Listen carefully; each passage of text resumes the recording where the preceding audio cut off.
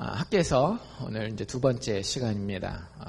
주제는 성전을 건축하라. 교회가 아니라 내 안에 예수 모시는 것을 든든히 하라라고 하는 그런 주제를 계속해서 다루게 된다라고 말씀드렸고요. 지난 시간에 하나님이 우리에게 던지신 도전이 있었어요. 기억나십니까? 이 전이 황무하거늘 너희가 이때에 판벽한 집에 거하는 것이 가하냐. 여러분들 살만하십니까? 여러분들은 판벽한 집에 거하고 계십니까? 여러분들의 가정, 여러분들의 자녀, 여러분들의 경제적인 형편 살만하십니까? 그것과 여러분의 영혼을 같이 비교해 보실 수 있기를 바랍니다. 하나님이 정면으로 우리에게 도전하고 계셔요. 너희들 살만한 집, 판벽한 집에 살면서 나의 전, 나와 너의 관계는 얼마나 풍성하게 갖고 와가고 있니? 너희 그거 황무하게 성경책 먼지 쌓인 거? 여러분들 사실 그건 그냥 눈에 보이는 거예요. 성경책 먼지 쌓이고 기도의 무릎은 한 번도 꿇은 적이 없고 최근에는 하나님을 향해서 감격해 눈물 흘린 적도 언제인지 기억하기 힘들고 그럼에도 불구하고 육신이 살만하니까 그냥 그런 삶을 살고 있지는 않은지 오늘 하나님 우리에게 도전하고 계십니다. 이전이 황무하거늘 내가 보니 네가 나와 가진 그 관계는 너무나 황무해 있는데 너희는 어떻게 이렇게 판벽한 집에 살만하게 거하면서 만족할 수 있니? 라고 하나님이 우리에게 도전하고 계십니다. 수천 년 전에 2500년 전에 이스라엘 백성들에게만 그 도전을 하시는 것이 아니라요. 지금 하나님의 전에 나와 있는 신앙생활한다라고 하는 모든 사람들에게 하나님은 이 도전을 던지고 있습니다. 오늘은 이제 2장으로 넘어가고요. 지난주 이야기는 그런 거였죠. 이스라엘 백성들이 한참 동안 고생하면서 포로 생활하다가 고향 땅 예루살렘으로 돌아와서 성전을 짓다가 어떻게 했어요? 포기하죠. 자기 살만하게 살기 위해서 하나님의 성전은 포기했습니다. 여러분들 항상 기억하십시오. 신앙은 양자택일인 경우가 많습니다. 세상에 한 발, 하나님께 한 발 없어요. 그런 거는. 그런 건 존재하지 않아요. 그건 진짜 존재하지 않아요. 그래서 이스라엘 백성들은 하나님의 전을 내버려 두고 본인들의 삶을 살만하게 하는 것을 선택을 했습니다. 그게 10여 년이 넘게 지났다라고 15년이 넘게 지났다라고 제가 말씀드렸어요. 그때 하나님이 어떻게 하셔요? 하나님의 선지자 학개를 보내셔서 너희들 성전을 건축하라라고 이야기를 합니다. 우리가 보게 되는 성경의 모든 선지서들 중에 학개서가 제일 행복한 선지서라고 제가 말씀드렸던 거 기억나세요? 왜요? 다른 모든 선지서들은 어때요? 선지자들이 니들 하나님 앞에 이거 잘못했잖아. 그러면 백성들이 어떻게 해요? 네가 뭔데 하면서 선지자들에게 반역하고 결국에는 망하는 이야기가 다른 모든 선지서들이라고 말씀드렸어요. 유일하게 거의 유일무이하게 학개서만 선지자가 그렇게 얘기했을 때 어떻게 했더라고요? 지난주에 우리 1장 마지막에 봤죠. 우리가 여호와의 전을 건축하겠습니다. 하나님이 그 마음을 감동시킬 때에 그 마음을 완악하게 하지 아니하고 하나님의 뜻을 좇아 하나님과 동행하기를 우리가 한번 실천해 보겠습니다. 노력해 보겠습니다 하고 나아갔던 것이 이스라엘 백성들의 결단이었던 것들을 봅니다. 시간을 조금 더 디테일하게 따져보면은요, 1장 15절에 보면 그 이스라엘 백성들이 하나님의 감동하심으로 성전을 짓기 시작한 때를 이렇게 설명하는데요. 때는 다리오 왕 2년 6월 24일이었더라. 그래서 하나님의 성전을 짓기 시작한 게 6월 24일이에요. 그럼 오늘 우리가 읽은 2장 1절에는 시간이 조금 흘렀어요. 뭐라고 돼 있었죠? 7월, 그 달 며칠? 21일. 그러니까 6월 24일에서 7월 21일이니까 대충 어느 정도 흐른 겁니까? 한 달 조금 안 되게 한 4주 정도가 흐르는 거예요. 하나님의 성전을 열심히 짓는 가운데에 사실 그 느헤미야 에스라서에 보면 성전이 굉장히 다시 짓기를 시작한 다음에 일찍 완성이 돼요. 한 불과 50며칠밖에 안 걸려요. 그러니까 지금 한 달 정도 지났으니까 성전이 올라오는 게 보이겠어요? 안 보이겠어요?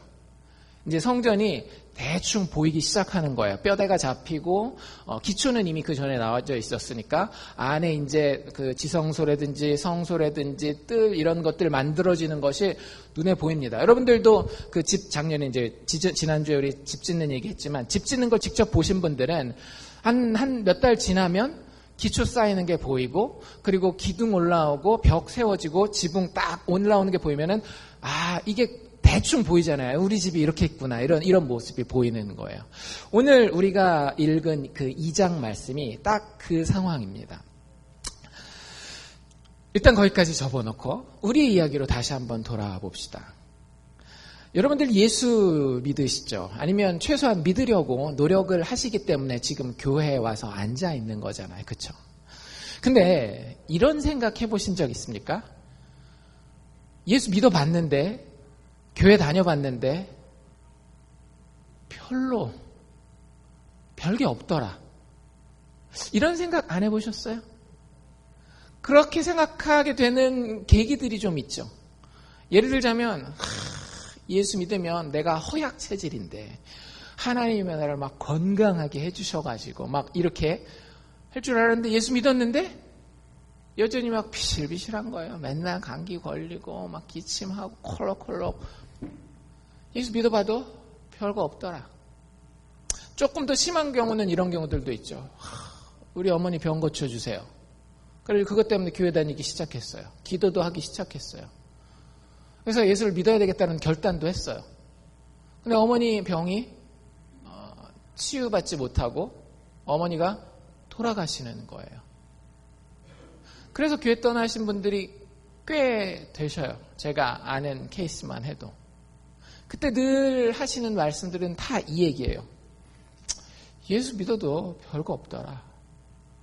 예수 믿으면 대단할 줄 알았는데 별거 없더라. 여러분들은 어떠세요? 예수 믿으니까 별거 있으십니까? 별거 있으세요? 네, 별거 있는 분들은 이제 간증거리가 좀 있는 분들이에요. 간증할 게 좀 있는 분들인데 많은 사람들은 그냥 신앙생활 하는데 보면 참 이렇게 잔잔하게 그냥 흘러가요. 어떤 때 시험에 들어가지고 까딱 잘못 생각하면 아까 얘기한 그 생각이 드는 거죠. 예수 믿어봐도 별거 없더라. 한 주 예배 빠지고 말씀 보는 것도 소홀히 하고 기도하는 것도 내려놓고 그러다 보면 나도 모르게 어느새 하나님과는 멀리 떨어져서 벌써 교회 가본 기억이 막 수십 년이 되는 그런 경우들 많이 있어요.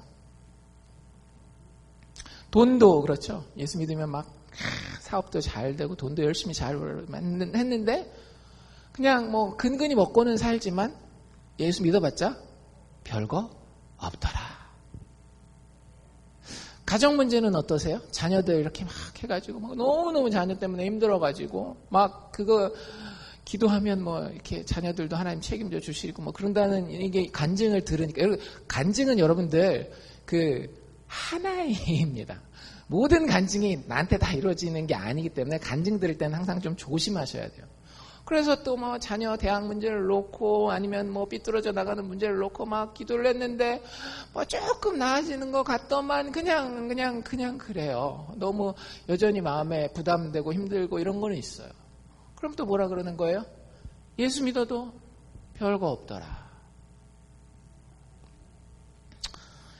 여러분들이 그런 마음이 들 때 여러분들 스스로에게 한번 이렇게 질문해 보세요. 이거는 오늘 설교랑은 조금 관계가 없는 먼 이야기지만 그래도 한 번 정도는 우리가 질문해 볼 만한 가치가 있는 질문인 것 같아요.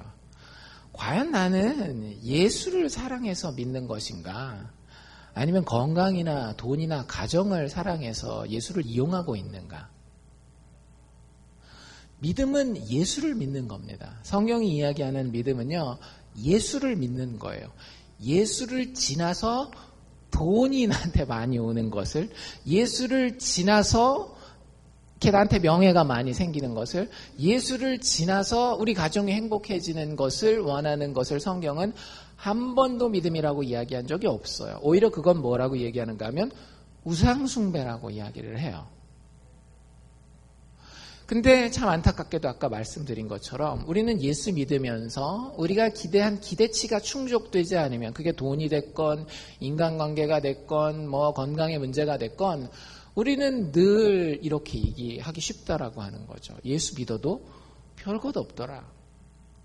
여러분들, 예수가 별거예요. 그거 모르셨어요? 예수가 참 별난 존재입니다. 좋은 쪽으로. 그걸 모르고 예수는 제가 1단계 마스터했습니다. 그 다음 거 주시죠. 그 다음 거. 그러면서 그 다음 게 내가 기대한 만큼 없으면 예수 믿어도 참 별거 없네.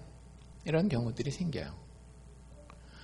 교회 다니면서 예수와 함께 하기를 사모하는 그런 삶을 시작할 수 있어요. 어떤 동기가 되건 그건 상관없어요. 하나님 그 동기가 불순하기 때문에 너는 나가 이러지 않아요. 어떤 동기가 되건 그게 병고침이 되었건 경제적인 어려움이 되었건 뭐가 되었건 어떤 동기가 됐건 우리가 예수와 함께하기를 사모하는 그런 삶을 살기 시작할 때에 우리는 종종 별로 영광스럽지 않은 나의 현실을 마주하게 됩니다. 그게 오늘 우리가 다루게 될 주제예요. 예수 믿는데 나의 삶이 내 기대치만큼 올라오지 않는 그 순간 어쩌시렵니까? 그게 돈이 됐건 뭐 경제적인 그런 거 뭐 이 건강의 문제가 되었건 인간관계의 문제가 되었건 정말로 예수 하나 함께 사모하면 잘 될 줄 알았는데 뭐 폭삭 망한 거는 아니지만 별로 내가 처음에 기대했던 그런 영광은 없어요. 보이지 않아요. 여러분들 이 학개 선지서에 나와 있는 2장의 이스라엘 백성의 상황이 딱 그런 상황이었어요. 지난번에 말씀드린 것처럼 너무나 이 자기네들 생활하기가 빡빡하고 힘든 사람들이 선지자의 그 권면을 듣고 그것을 하나님의 음성으로 듣고 잘 생각해 보세요. 아직도 생활이 빡빡하니까 최소한 8시간 일해야 될 거예요. 우리 식으로 얘기를 해봅시다. 8시간 일했어야 될 거예요. 해 똑 떨어질까 말까 하는데 가게 일찍 닫고 성전에 와가지고 돌 하나라도 돌 한 몇 개라도 올려놓고 그리고 나서 피곤한 몸을 이끌고 집에 가서 또 자야 됩니다. 그리고 새벽같이 일어나가지고 뭐 일찍 일하러 가는 사람은 일찍 일하러 가고 아니면 아침에 조금 늦게 출근하는 사람들 같은 경우는 또 성전에 나와가지고 성전에다가 돌 하나 얹어놓고 나무 하나 한 짐 또 갖다 놓고 이렇게 사는 거예요. 절대 쉬운 삶이 아니라고요. 여러분들도 그렇지 않나요? 하나님 앞에 막 진짜 헌신을 해보신 분들은 알아요. 그게 보통 힘든 게 아니라고 하는 거. 여러분들 놀면서 교회 다니는 거 아니잖아요. 그렇죠? 우리가 정말로 우리 스스로의 삶이 있음에도 불구하고 예수 한번 따라보겠다고 하나님 한번 제대로 섬겨보겠다고 그렇게 사는 삶을 이스라엘 백성들이 한 달 넘게 살았어요. 어떤 걸 보기를 원하겠어요, 이제? 그럼 애쓴 그만큼의 그림이 눈에 좀 들어오기를 기대하지 않겠어요?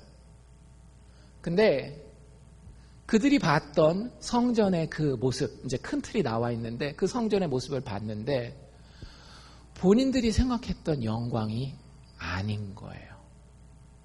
여러분들 여기 우리가 아까 본 데 보면 3절에 하나님이 이스라엘 백성들에게 3가지 질문을 하십니다. 3가지 질문을 하시는데요. 이런 질문이에요. 3절 처음에 뭐라고 이야기를 하는가 하면 너희 중에 남아있는 자는 뭐냐면 나이가 많아서 오래 산 사람을 이야기를 하는 겁니다. 아직도 생존해 있는 사람. 근데 얼마나 오래 살았는가 하면 곧 이전에 이 성전에 이전 영광을 본 자가 있느냐라고 물어봐요. 무슨 얘기냐면 이스라엘 포로기가 70년이었거든요. 70년 동안 포로로 잡혀갔다가 다시 돌아온 사람들. 그러니까 최소 나이가 몇 살이어야 되겠어요? 70세 이상은 돼야 되겠죠. 근데 옛날에 포로로 잡혀가기 전에 기억이 있어야 돼요. 왜? 뭘 본 기억? 성전을 봤었던 기억. 예루살렘의 성전이 옛날에 있었던 것을 봤던 기억이 있어야 되니까 최소한 나이가 70대 후반에서 80대 정도 되는 사람이 너희들 중에 있느냐라고 물어봐요. 있었을까요? 없었을까요? 있었어요. 그 에스라서에 보면 이 사람들이 이 똑같은 이 장면을 묘사할 때 뭐라고 얘기를 하는가 하면 엉엉 울었대요. 여러 가지 이유가 있었겠죠. 그 옛날에 그 성전이 다시 지어지는 모습을 보면서 감격스러워서 울 수도 있겠지만 또 다른 이유가 있었습니다. 두 번째 질문은 뭔가 하면, 자, 그래, 너희들 중에 옛날에 이 성전의 영광을 본 사람들이 있을 텐데, 두 번째 질문, 이제 이것은 뭐냐면 새로 지은 이 스룹바벨 성전을 이야기를 하는 겁니다. 이것이 스룹바벨 성전, 너희가 지금 애써서 한 달 동안 기초 올리고 벽 짓고 지붕 올린 그 성전이 너희에게 어떻게 보이느냐라고 물어봐요. 여러분들, 하나님 우리에게도 똑같은 질문을 하십니다. 근데 마귀도 똑같은 질문을 해요. 마귀도 사실은. 너 예수 열심히 믿었지? 그렇게 헌신하고 투자했지? 지금 네 삶 어때 보여? 이렇게 물어본다라는 거죠. 하나님은 그 이후에 우리에게 깨달음을 주기 위해서 그런 질문을 던지고, 마귀는 똑같은 질문을 어떻게 던질까요? 우리를 실망시키고 좌절시키고 무너뜨려서 하나님에게로부터 멀어지게 만들려고 똑같은 질문을 던지는 거예요. 이제 이것이 너희에게 어떻게 보이느냐? 예수 열심히 믿고 애쓰려고 헌신하는 그 삶이 보기 좋아? 괜찮아? 영광스러워? 이걸 물어보는 거예요. 하나님이 직접 물어보시는 겁니다. 그리고 하나님이 그들의 마음에 있는 답을 쭉 보여주세요. 마지막 질문에서. 뭐라고 질문하셔요? 이것이 너희 눈에 보잘것없지 아니하냐? Yes or no. 보잘것 있어 없어. 뭐라고 대답하겠어요? 마음을 감출 수 없다라고 한다면 답은? 하나님, 제가 숨길 수 없으니까 솔직히 말하죠. 예수 믿었는데 별거 없네요. 하나님 열심히 섬겼는데 우리 한 달 동안 세상 일 다 해가면서 하나님의 성전을 이렇게 짓는다고 올렸는데, 올려놓은 거 보니까 이 성전 별거 아니네요. 굳이 이거 우리가 해야 되나라는 생각이 듭니다. 그게 이스라엘 백성들이 지금 처해 있는 상황이에요. 애쓰지만, 하나님을 위해 애쓰지만 정말로 보잘것없어 보이는 그 나의 삶의 모습. 내가 예수 따르느라 오히려 세상에서 누릴 수 있는 화려함들이 다 사라져버리는 것 같은. 생각해 보세요. 여러분들 8시간 일하고 또 성전에 와서 성전 그 돌이라도 올리고 나무라도 행여놓고 가려면 최소한 1-2시간, 3-4시간 더 들지 않았겠어요? 여러분들 그거 그 시급으로 따져보세요. 하루에 4시간 더 일하면, 2시간이라도 더 일하면 쏠쏠치 않게 나한테 들어오는 게 있지 않나요? 근데 그거 내려놨단 말이에요. 그래서 예수 따르느라 오히려 눈에 보이는 화려함들은 더 많이 사라졌어요. 내가 생각하는 그 영광에서 오히려 더 멀어진 것 같아요. 여러분들, 제가 단언하건대 예수 제대로 믿으면은요, 여러분들이 생각하는 그 영광들이 어쩌면 여러분들에게서 멀어질 가능성이 굉장히 큽니다. 그거 각오하고 예수 믿으십시오. 그거 각오하지 않고 예수 믿는다라는 건 예수를 믿는 게 아니에요. 예수 너머에 있는 다른 걸 말하는 거죠. 예수를 이용해서. 지난주에 그거 기억나세요? 수요일 날 우리 마인저 목사님 오셨죠? 저는 정말 많은 걸 생각해보는 그 시간이었어요. 번역하면서도 통역하면서도. 그 중에 하나, 여러분들 왜 천국 가기 원하십니까? 왜 천국 가기를 원하세요? 그날 정답이 아닌 거 얘기해 주셨죠, 마인저 목사님이. 뭐라고요? 지옥은 절대 가면 안 됩니다. 저는 지옥 가기 싫기 때문에 예수 믿고 천국 가야 되겠습니다. 라고 목사님 얘기를 하셨어요. 그거 맞는 거다, 틀린 거다? 틀린 거다. 진짜 주옥 같은 예. 제가 어디 가든지 꼭 써먹을 겁니다. 주옥 같은 예. 뭐였어요? 여러분들이 누군가, 남자라고 해봅시다. 제가 남자니까. 결혼을 해야 돼요. 한 여자랑 결혼하기 위해서 프로포즈를 합니다. 뭐라고 프로포즈를 해요? 우리 동네에 많은 여자들이 있는데 저 여자랑도 내가 결혼하면은 내 성격 다 버리겠고, 저 여자랑 결혼하면 돈 벌어주는 거 다 써버릴 것 같고, 저 여자 결혼하면 저 여자는 뭐 나를 별로 이렇게 존경하지 않을 것 같고, 뭐 하여튼 이 여자랑 결혼하기 싫고 저 여자랑 결혼하기 싫고 또 저 여자랑 결혼하기 싫기 때문에 나는 당신이랑 결혼하는 거야. 여러분들이 여자라고 한다면 그 여자랑 결혼하시겠어요? 결혼 안 합니다. 제가 여자라면 그렇게 얘기하는 남자한테 나는 저 여자가 싫어서 당신이랑 결혼하는 거야. 절대 결혼 안 해요. 하나님이 우리 정도 생각도 없으실까요? 지옥 가기 싫어서 나는 하나님 믿습니다. 여러분들 만약에 그러고 있다면요. 하나님을 굉장히 우습게 본 거예요. 하나님 우리의 사랑의 마음을 보시지 우리가 뭔가를 피하기 위해서 하나님 앞에 어쩔 수 없이 나아가는 거, 거꾸로 뭔가를 얻기 위해서 한 번 밟고 가는 징검다리로 하나님을 구한다라고 했을 때 하나님 그거 제대로 보지 않으셔요. 근데 우리의 눈은 자꾸 거기에 고정되는 거예요. 하나님이 아닌 다른 것. 예수 따르느라 손해본, 예수 따르느라 잃어버린, 그걸 이제 경제용어에서는 기회비용이라고 얘기를 하는데요. 그게 계속 눈에 아른아른 거리는 거예요. 그러면서 늘 뭐라 그래요? 예수 믿어도 별거 없군요. 예수 믿어도 별거 없군요. 여러분들 그게 계속 되잖아요. 그러면 사실 믿음을 떠납니다. 정말로 많은 제가 만났던 청년들이라든지 일하면서 만났던 일터에서 예전에 교회 다녔었던 사람들이 시작하는 시점이 다 거기에요. 예수 믿어도 별거 없다. 그리고 그 결론을 지금도 가지고 있더라고요. 대부분의 제가 만난 그런 분들을 가나안 성도라 그러거든요. 왜 가나안 성도라 그러냐면 교회 안 나가, 거꾸로 하면 가나안 성도, 그렇게 불러요. 어쨌든 그런 분들의 특징이 다 여기서 시작하는 거예요. 예수 믿어도 별거 없네, 예수 믿어도 별거 없네, 예수 믿어도 별거 없네. 성경이 이것에 대해서 이야기하고 있어요. 오늘 학개선지서가 그것을 이야기를 합니다. 두 가지를 비교해 놓고 있죠. 이전 영광이라는 것이 있고 나중 영광이라는 것이 있대요. 여러분들 우리가 지금 살고 있는 이 현실에서 우리의 삶에도 여전히 이전 영광과 나중 영광이 존재합니다. 우리에게는 선택의 기회가 있어요. 여러분들은 이전 영광을 쫓아가실 인생을 사실 겁니까? 아니면 나중 영광을 쫓아갈 인생을 사실 겁니까? 여기서 이전 영광은 무슨 영광인가 하면 솔로몬 성전의 영광인 거예요. 여러분들 많은 역사학자들이 고대사를 연구하고 세상에서 가장 역사상 부자였었던 사람으로 꼽는 사람이 누굴까요? 제가 왜 물어보겠어요. 솔로몬 왕이에요. 솔로몬이 가지고 있었던 재산들이 기록되어 있는 그런 내용들을 보면 역대 어떤 황제들이랑 비교해도 가장 부유하게 산 사람이 솔로몬입니다. 그 사람이 성전을 지었어요. 대충 지었겠어요? 의리의리하게 지었겠어요? 의리의리하게 삐까번쩍하게 성전을 지었어요. 크게 짓고 나무는 다 국산 안 썼어요. 다 수입산. 브라질 그 아마존 그 강변에 있는 아주 튼튼하게 수십 년씩 자란 단단한 나무들 막 가다가 하고 그 겉에는 황금으로 쫙쫙쫙 이렇게 발랐거든요. 그게 이전 영광이에요. 이전 영광. 정말 화려해 보이죠.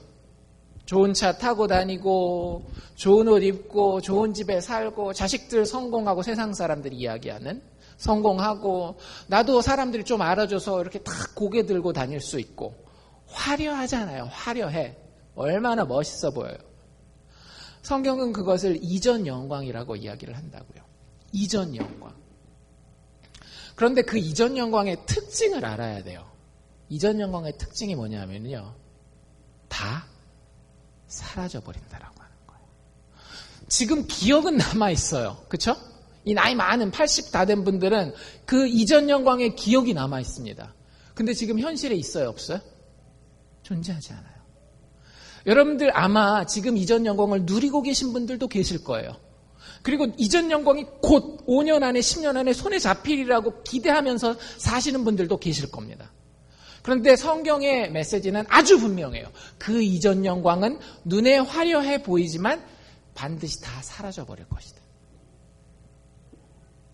실제 이 솔로몬 성전은요. 하나님과 함께 하고자 하는 마음이 없었을 때에 하나님이 직접 오셔서 다 부셔버리셨어요. 돌 위에 돌 하나 남기지 아니하고. 이전 영광은 사실은 여러분들 굉장히 허무한 겁니다. 연예인들 얘기들 많이 들으시죠? 연예인들 얼마나 화려해 보여요. 그래서 어린아이들의 꿈이 뭐예요? 가수, 탤런트, 영화배우 이런 것들 아닙니까?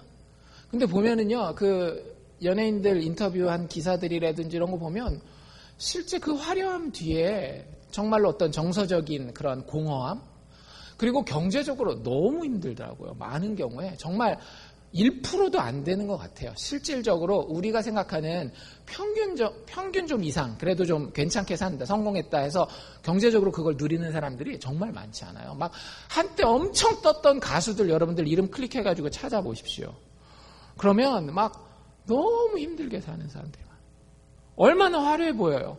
방송국만 나가면 막 이 사람들 막 다 앞날은 막 앞으로 3, 40년은 걱정 없을 것 같잖아요. 안 그래요. 안 그래요.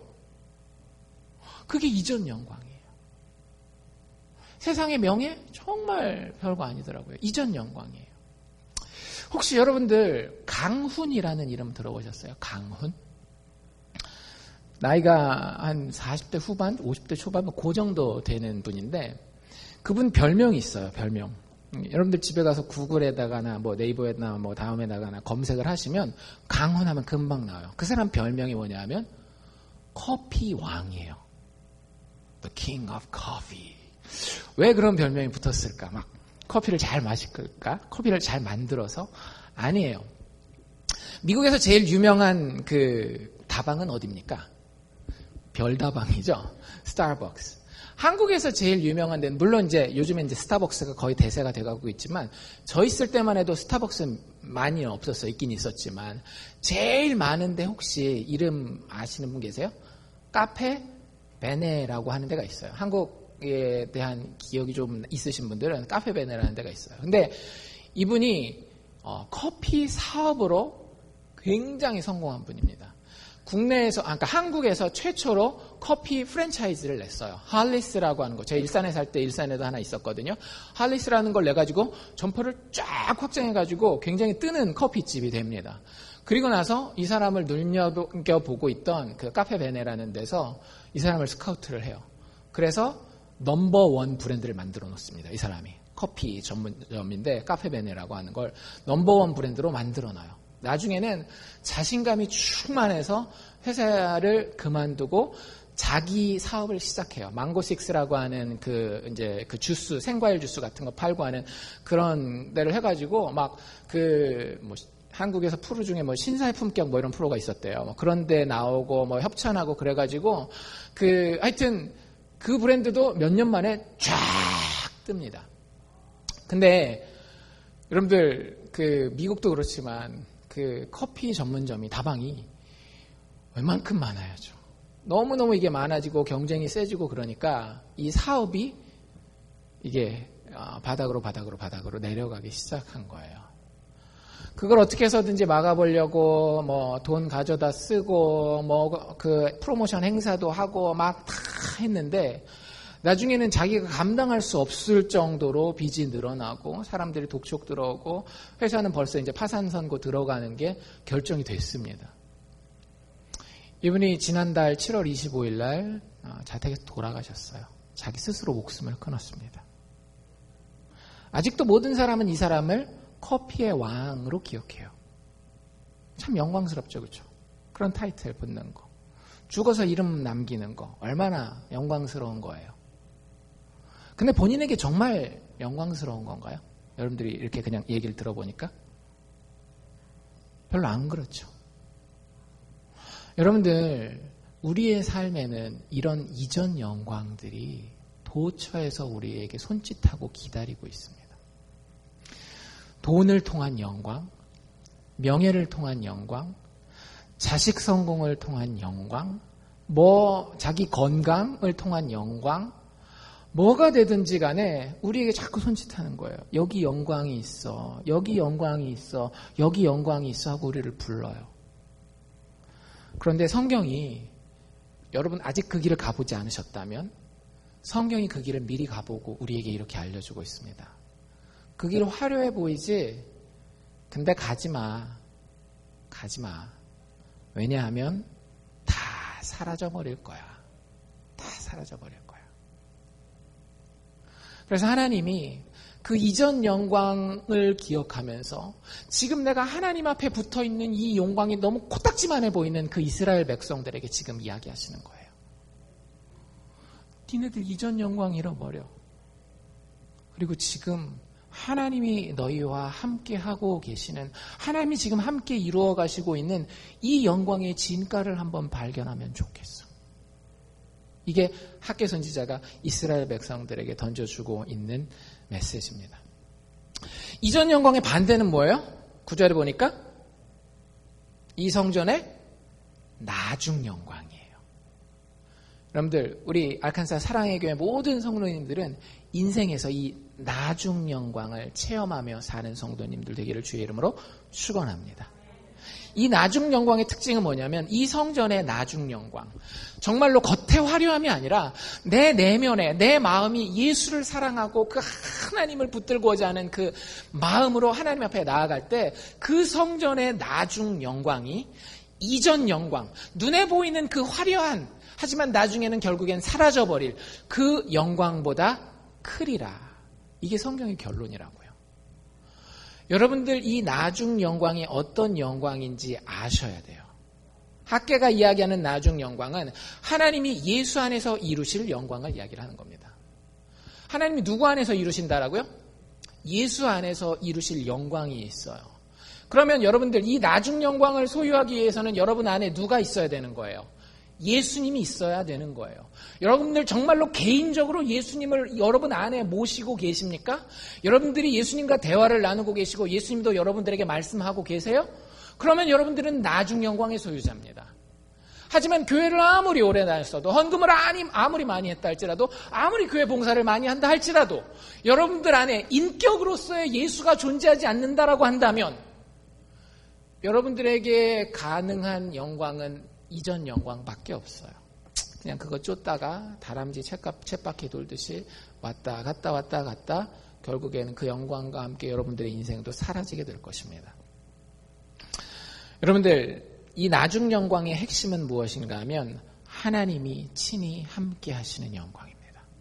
지금 이렇게 이전 영광이 없는 것 때문에 낙담해 있는 이스라엘 백성들에게 하나님이 뭐라고 얘기하고 계셔요? 4절에 보면, 그러나 너희들 지금 이게 보잘것없는 것처럼 보이지, 예수 믿어도 별거 아닌 것처럼 보이지, 그러나 눈에 보이는 것만 보지 말라는 거예요. 그러나 나 여호와가 이르노라, 스룹바벨아 스스로 굳세게 할지어다.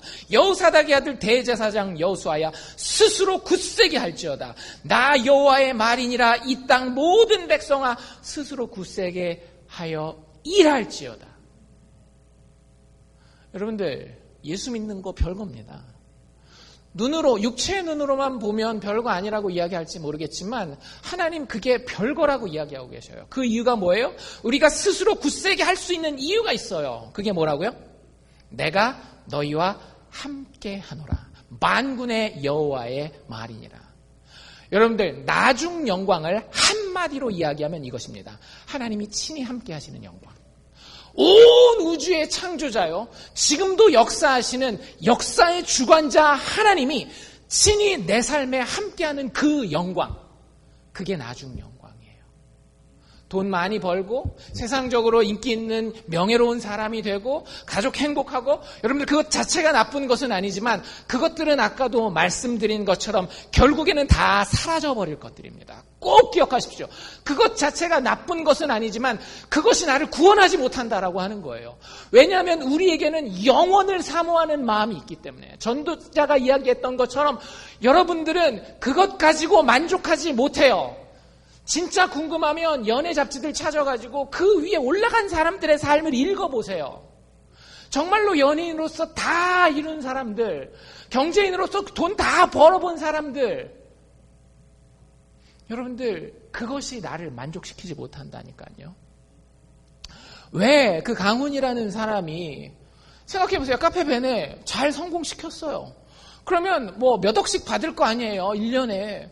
그냥 그거 받고 그 은행에다가 집어넣고 살면 될 텐데 굳이 위험을 무릅쓰고 또 나가서 사업을 열고 그러다가 또 실패하고 자기 목숨까지 끊어야 되는 일이 왜 일어나는 거예요? 돈이 그 사람을 만족시키지 못했던 거예요. 이전 영광은 우리를 갉아먹습니다. 하나님이 나와 함께하는 영광? 여러분들 그게 진짜 백이에요. 여러분들 돈 없어도요, 다른 사람들이 여러분들한테 막 뭐라고 얘기를 해도요, 여러분 옆에 한 명만 있으면 돼요. 뭐 그런 얘기들 많이 안 들어봤나요? 그 교회에서뿐만 아니라 밖에서 뭐 그런 얘기를 하잖아요. 남편이 막 성공해가지고 이런 그 토크쇼 같은 거 나오면 세상에서 나를 믿어주는 사람 한 명도 없었는데 우리 아내만은 나를 믿어주고 나를 격려해줬다. 그래서 그 힘든 과정을 쫙 부도나고 막 모든 빚쟁이들이 나 쫓아다니고 몇 년 동안 도망다녔는데 그거 견딜 수 있는 이유는 믿어주는 한 사람이 있어서 그 사람 때문에 내 인생이 살아났다라고 이야기하는 그런 얘기들 많이 듣잖아요. 여러분들 우리의 인생에 필요한 영광이 그 영광이라고요. 근데 사람은 그걸 못 해줘요. 부모도 못 해주고요. 여러분들의 남편도 아내도 그걸 못 해줘요. 능력이 부족하기 때문에 혹은 그래줄 의사가 없기 때문에 영원전부터 영원까지 계시는 그 하나님이 지금도 모든 것을 좌지우지하실 수 있는 그 능력의 하나님이 내 편이 되셔서 내가 친히 너와 함께하리라. 이게 하나님이 약속하신 나중 영광이라고 하는 거예요. 여러분들 그 영광을 소유하십시오. 그 영광을 바라보십시오. 예수 믿는 거 별거 아니라고요? 아니요, 굉장한 거예요. 예수 안 믿는 게 별거 아니에요. 아무리 100만금을 가졌다 할지라도, 아무리 가족이 성공했다 할지라도, 아무리 건강하다 할지라도, 식스팩이 아니라 뭐 60팩을 가졌다 할지라도 아무것도 아니에요. 별거 아니에요. 우리에게 별거는, 우리에게 정말로 특별한 건 뭐냐 하면 영원히 죽지 아니하는 그분이 죽음을 이기고 부활하실 수 있는 그 능력의 예수께서 지금 이 순간부터 영원토록 한 번도 나를 떠나지 않고 함께 계신다라고 하는 거예요. 그래서 나중 영광이 이전 영광과 다른 점이 뭐냐면 나중 영광은 어떻게 된다라고 그랬어요? 지금은 화려하지만 결국에는 다 사라져버린다라고 그랬죠. 이전 영광은 그렇게 되지만 나중 영광은 어떻게 되는가 하면 절대 변하지 않아요. 절대 변하지 않아요. 왜? 하나님이 변치 않는 분이기 때문에, 하나님이 영원 전부터 영원까지 계시기 때문에. 예수님이 자기 자신을 소개할 때 요한계시록에서 뭐라 그래요? 나는 알파와 오메가요, 처음과 나중이니. 한 번도 존재하지 않은 적이 없는 분이 우리 예수님입니다. 그리고 그분이 지금 살아 계셔서 변치 않고 우리와 동행하고 계세요. 이전 영광과는 비교할 수가 없습니다. 또 한 가지 나중 영광의 특징이 뭐냐면 변치 않을 뿐만 아니라 살아있어요. 살아있어요. 나중 영광이라 그러니까 많은 분들이 이렇게 생각해요. 나중에 내가 좀 신앙적으로 좀 괜찮아지면, 아니면 죽을 때 천국 갈 때 그렇게 막 흰옷 입고 막 반짝반짝반짝하고 천국 가면 막 보석 달고 다니고 그런 나중 영광? 여러분들 여기서 얘기하는 나중 영광은 시간적인 나중 영광을 이야기를 하는 게 아니에요. 여기서 이야기하는 나중 영광은 말세의 영광을 이야기를 하는 겁니다. 이 나중은 말세인데 그 말세에 대한 예언을 요엘이라는 선지자가 해요. 요엘이 뭐라 그러는가 하면 그때가 되면 하나님께서 성신을 부어주셔서, 성령을 부어주셔서 너희들의 자녀들이 예언하고 늙은 사람들은 꿈꾸고 그렇게 되는 일이 일어난대요. 근데 그 일이 진짜 일어나요. 누구에게 일어났어요? 예수 믿는 초대교회 교인들에게 일어납니다. 정말로 모든 사람들이 그들을 미워하고 죽이려고 하는 그 순간에도 찬양하고 기뻐할 수 있고, 모든 사람 앞에 부끄러워하지 않고 하나님이 인정하시는 그 당당함으로 설 수 있는 그런 사람들로 초대교회가 설 수 있었던 이유가 뭐냐 하면 하나님의 나중 영광은 변치 않을 뿐만 아니라 지금 성령의 능력으로 우리의 삶에 현존하는 능력이기 때문에 그래요. 여러분들 예수 믿으시면 예수의 능력을 체험하면서 지금 살고 계셔야 됩니다. 나중에 죽어서 천국 갈 때 좀 괜찮겠지만 지금은 너무 힘들다. 예수 믿어도 천국 갈 때는 별걸지 모르겠지만 지금 사는 거는 참 예수 믿어도 별거 아니다. 그러시면 안 된다라고요. 예수의 능력은 지금 나와 성령으로 동행하셔요. 여기 뭐라고 이야기를 하고 있어요? 너희가 애굽에서 나올 때 내가 너희와 언약했던 그 말이 너 안에 머물 것이며 나의 신이, 나의 성령이 오히려 너희 중에 머물러 있을 테니 두려워 말라. 그게 나의 나중 영광이다. 여러분들 이 나중 영광을 소망하실 수 있기를 바랍니다. 그 뒤에 보면 하나님이 나중 영광이 어떻게 임하는지에 대해서 이야기하고 있어요. 6절 말씀인데요. 나 만군의 여호와가 말하노라. 조금 있으면 내가 하늘과 땅과 바다와 육지를 진동시킬 것이다. 또한 만국을 진동시킬 것이다. 여러분들 여기 하늘과 땅, 바다와 육지, 만국, 이건 뭘 얘기하는지 아세요? 이전 영광을 얘기를 하는 거예요. 여러분들, 하나님은 영광스러운 분입니다. 영광이라고 하는 그 히브리어 단어, 이 구약성경 원어 단어가 무슨 뜻을 가지고 있는가 하면 무겁다라는 뜻을 가지고 있어요. 영광이 임하는 곳은 제대로 그릇이 준비되어 있지 않으면 다 무너지게 돼 있어요. 여기서 진동한다라고 하는 거는 흔들리고 지진이 나고 해서 다 쓰러지고 망가지고 없어지는 걸 얘기를 하는 거예요. 여러분들 생각해 보세요. 큰 탱크가 다리, 자동차들 다니는 그 위에 한 수십 대가 쫙 지나간다라고 해보세요. 그게 굉장히 무거운 탱크라고 하면 그 다리가 어떻게 되겠어요? 우지끈 무너지지 않겠어요? 땅도 마찬가지고 눈도 마찬가지예요. 눈이 이렇게 쌓여 있는데 그 눈에 충분한 무게가 가해지면 뭐가 되는 거예요? 눈들이 꽉 무너지면서 눈사태가 되는 거예요. 여러분들 얼음 위에도 걸어갈 때도 마찬가지예요. 얼음 위에도 가벼운 애들이 대충 걸어가면 안 빠지지만 체중이 막 300파운드, 400파운드 되는 사람이 쫙쫙 걸어가면 어떻게 돼요? 얼음이 쫙쫙 갈라지면서 다 깨지는 거예요. 여러분들 그게 하나님의 영광입니다. 여러분들 기억하십시오. 여기 이런 표현이 있었는데 조금 있으면이라는 표현이 있었어요. 우리 인생에 하나님의 영광이 임하실 때가 분명히 있을 겁니다. 제가 여러분들에게 겁을 주려는 것이 아니라 이건 많은 인생들이 체험했던 것이고 그리고 성경에 약속되어 있는 거예요. 하나님의 영광이 여러분들의 삶에 임하실 겁니다.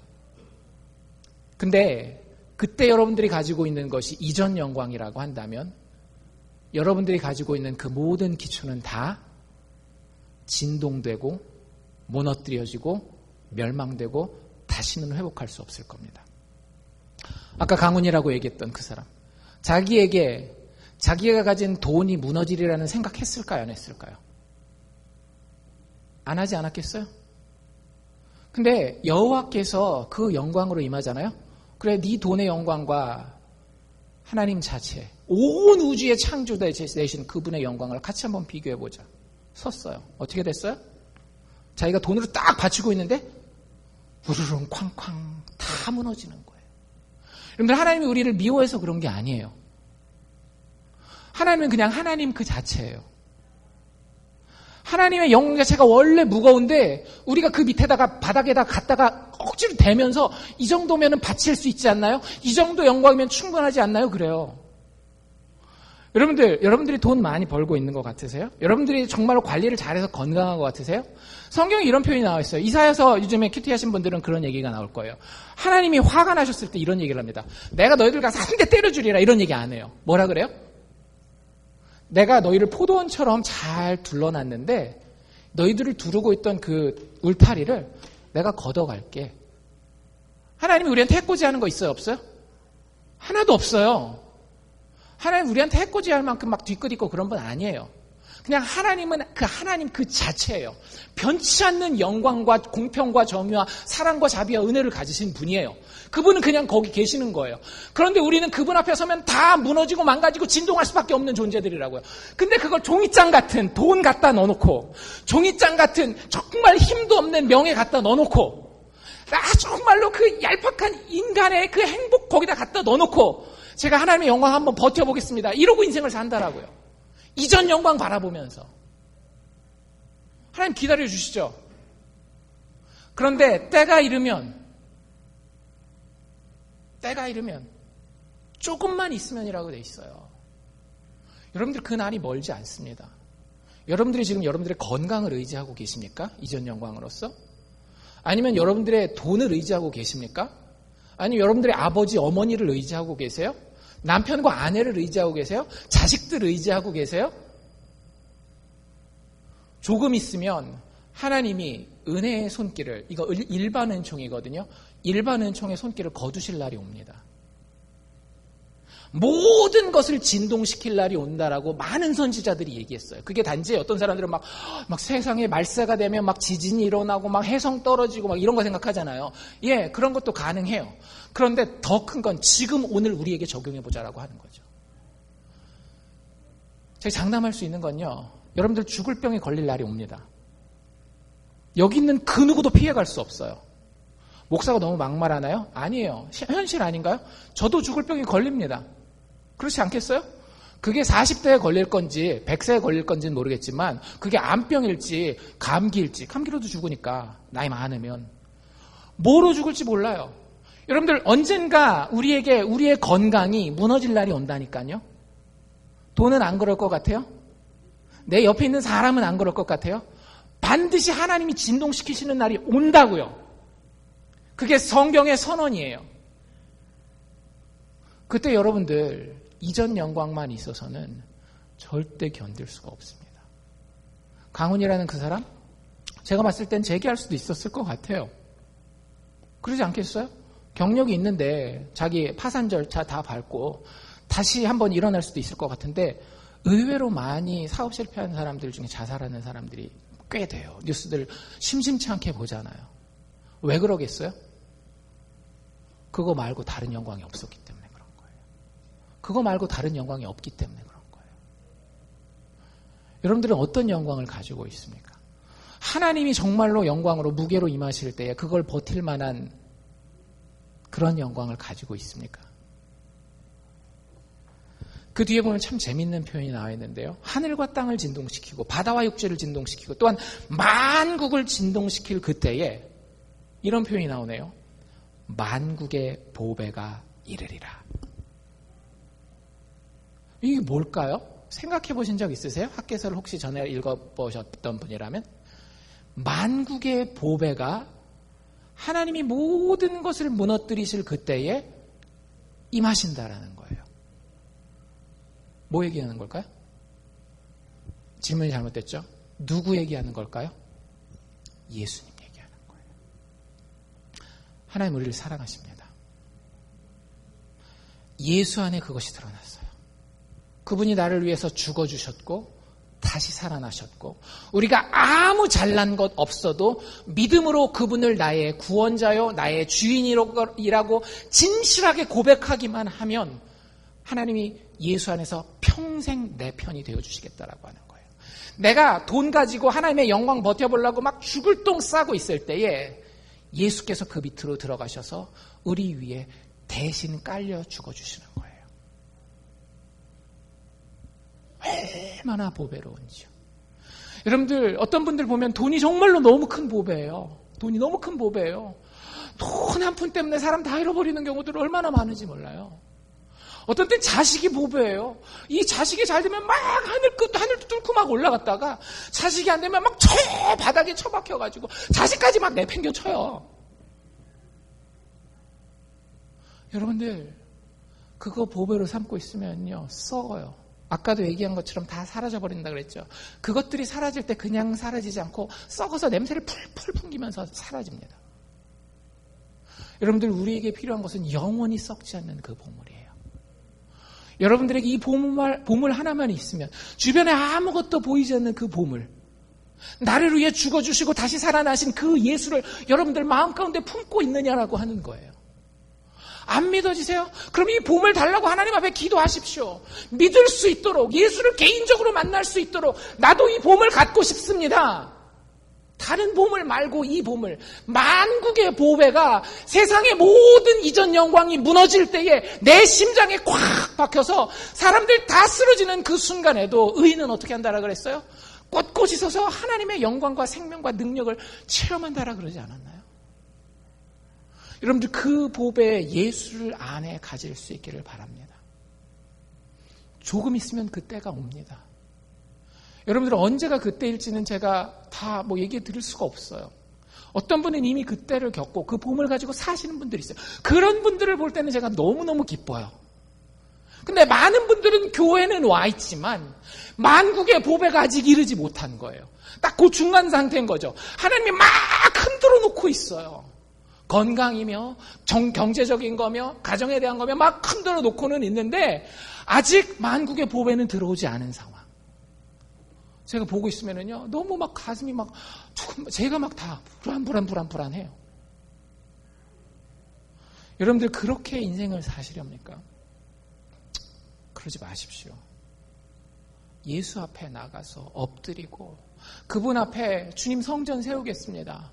주의 말씀이 말씀하시는 예수의 복음이 어떤 것인지 정말 알기를 원합니다. 주의 말씀을 파고 그것 가지고 묵상하면서 내가 깨어있으나 자나 일하나 쉬나 기도의 마음을 가지고 하나님 앞에 나아가고 예배 드릴 때마다 그 하나님이 직접 이 순간에 임재하시기를 사모하고 바라며 감격 가운데 예배를 드릴 수 있는 만국의 보배를 소유한 이전 영광이 아닌 나중 영광을 누리면서 사는 사람들이 될 수 있기를 원합니다. 하나님 약속하셨어요. 너희가 그 예수 붙들기만 하면 너희의 성전, 지금은 별 볼 일 없어 보일지 모르는 그 예수 따르는 그것, 내가 그 성전을 영광으로 가득 채우리라. 얼마나 감사한 일이에요. 제가 달라스에서 다녔던 학교에 지금은 돌아가셨지만 정말 유명한 교수님이 하워드 핸드릭스라고 제가 몇 번 소개해드린 분인데 그분이 한 번은 이런 간증을 하시더라고요. 이분이 되게 유명한 분이에요. 저희 그 4주차에 성경 공부하는 그 책도 그분이 썼어요. 하워드 핸드릭스라고. 그분이 유명한 사람이니까 여기저기 불려다니면서 이제 그 강연도 많이 하고 그러는데 하루는 이제 비행기를 타고 멀리 이제 타주로 이렇게 가는데 여러분들은 그런 케이스 보셨는지 모르겠는데 뉴스에 가끔 나오잖아요. 술 마시고 비행기 안에서 막 난리 피는 그런 사람을 만난 거예요. 자기 옆에 있는데 근처에 있는데 이거 어떻게 할 수도 없고 막 그런데 이제 승무원이 왔는데 등치도 뭐 얼마 안 되고 여자 승무원이 곱상하게 생긴 여자 승무원이 온 거예요. 근데 와서 정말로 화내지 않고 차근차근 얘기를 하면서 법이 이렇고 또 다른 사람들이 느끼는 것들은 어떤 것이며 그렇기 때문에 손님께서는 어떻게 행동해야 되는지를 갖다가 술 마셨으니까 뭐 할 말 안 할 말 다 하지 않았겠어요? 막 쏟아붓는데 거기서 정말로 화 한 번 내지 아니하고 그 자리에서 그 사람을 결국에는 설득시켜서 앉혀서 비행이 무사히 조용히 이루어질 수 있도록 하는 그 장면을 그 교수님이 목격한 거예요. 자기가 마음이 너무 감동이 돼가지고 일개 승무원이긴 하지만 그냥 넘어갈 수 없다. 그래서 잠깐만 제가 대화를 나눌 수 있겠습니까? 그러면서 칭찬을 엄청 해준 거예요. 뭐 너무 난 이런 경우는 본 적이 없다. 참 당신 비록 승무원이긴 하지만 내가 볼 땐 정말 위대한 사람인 것 같다. 그러면서 이제 대화 말미에 이름을 알려달라 그러는 거예요. 이름을 왜 알려줘야 되나요? 번호 따시려고는 아니에요. 연세가 많으신 분이기 때문에. 근데 이름을 알려달라 그랬는데 이유가 뭐냐면 내가 아메리칸 에어라인이었거든요. 아메리칸 에어라인 회장한테 당신에 대한 칭찬 편지를 써서 보내겠다. 그러니까 이름을 좀 알려달라. 그런데 그분이 괜찮습니다. 그렇게 하시지 않으셨는데 막 끝까지 조른 거예요. 이게 당신 같은 사람을 이 회사가 못 알아주면 이 회사는 정말 나쁜 회사고 또 진짜 좋은 사람을 잃어버리는 것이다. 막 이래가지고 하는데 당신 같은 사람이 이 회사를 이렇게 잘 섬기는 게 회사 입장에서는 정말 고마울 만한 일이다라는 그 말을 하는데 이분이 딱 정색을 하고 손님 웃으면서 저는 아메리칸 에어라인이 아니라 예수 그리스도를 섬기는 사람입니다. 제가 저 술 마시는 사람이 나에게 그렇게 아무 이유도 없이 사연도 없이 분노하고 함부로 무례히 대하고 했을 때에도 저는 그 사람을 섬긴 것이 아니라 이 회사를 섬긴 것이 아니라 지금 이 순간에 성전을 짓고 나와 함께 동행하시는 예수 그리스도를 섬긴 것입니다. 멋있죠? 이런 사람 있으면 최고의 며느리감, 이런 남자 있으면 최고의 사위감 아니겠어요? 눈에 보이는 환경에 많은 사람은 일희일비합니다. 아직 뭘 구하고 있기 때문에 이전 영광을 구하고 있기 때문에. 그런데 여러분들 안에 정말로 예수로 가득 찬 성전이 아름답게 매일매일 지어져 가고 매일매일 깨끗하게 청소되어져 가고 있다라고 한다면 우리들의 삶 가운데에는 나중 영광, 변치 않는 영광, 세상 사람들이 봤을 때 너무나 멋있는 강함과 담대함을 가진 그 영광이 우리 삶 가운데 실제 살아 역사할 거라는 거예요. 그게 학개 선지자를 통해서 하나님이 이스라엘 백성들에게 주고 싶었던 메시지입니다. 너희들 날 섬기느라고 힘들지. 예수 믿느라고 주일날 쉬지도 못하고 교회 나오잖아. 예수 믿느라고 졸린 눈 꺼벅꺼벅 해가면서 성경 보잖아. 예수 믿느라고 다른 사람 안 하는데 커피 마시고 놀러 다니는데 기도하고 기도 무릎 꿇고 거기 앉아있잖아. 근데 별 볼 일 없다고 보여져? 아니야. 나중 영광이 이 정도야, 이 정도. 그러니까 너희들 어떻게 하라는 거야? 하나님 명령이 있잖아. 스스로 굳세게 할지어다. 스스로 굳세게 할지어다. 스스로 굳세게 할지어다. 일할지어다. 우리가 할 거 별거 없다라고요. 지난주에 우리가 봤잖아요. 그저 우리의 삶의 현장 산에 올라가서 나무를 가져다가 고급 나무 아니어도 돼요. 내가 하나님 앞에 드릴 수 있는 그것 가지고 전을 건축하라. 예수 만나기 위해서, 예수 바라보기 위해서, 날마다 예수 내 가슴에 품고 살기 위해서 우리가 한 걸음씩만 나아가면 그 나머지는 하나님이 책임져 준다라는 거예요.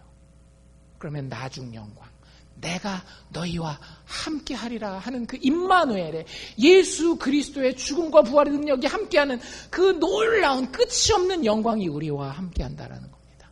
너희는 두려워하지 말지어다.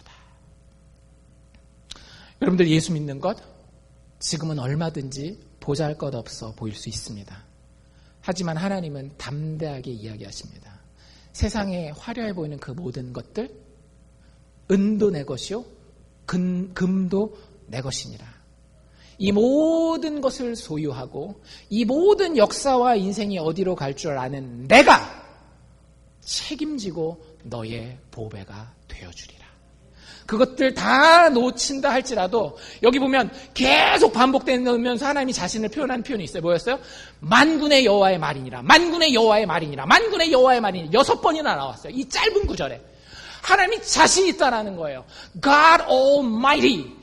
모든 것을 행할 수 있는 그 능력자 하나님의 말이라는 거예요. 너희가 지금 눈으로 보고 있는 이전 영광 다 잃어버려도 너희가 나를, 예수 안에 드러난 나를 너희의 보배로 삼고 있다면 모든 것에 능한 하나님께서 우리 편이 되어주시고 우리의 전을, 우리의 인생을 그분의 영광으로 가득 채우시겠다라고 하는, 맨 마지막에서 그래서 뭐라고 얘기를 하고 있어요?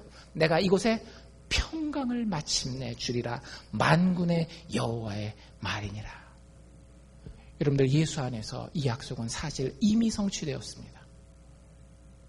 여러분들은 지금 인생을 살고 있는 것이 종말의 때라고 하는 사실을 기억하셔야 돼요. 함부로 사셔서 아무 영광이나 선택하셔서는 안 돼요. 마지막 이 종말의 때에 만국의 보배 되시는 예수를 내 가운데에, 그분의 사랑을, 정말로 그분의 서포트를 내 가운데에 풍성하게 품기 위해서 주님 당신 앞에 나아가 내가 이 전을 오늘도 새로 짓습니다 라고 고백하실 수 있기를 주의 이름으로 축원합니다. 기도합시다.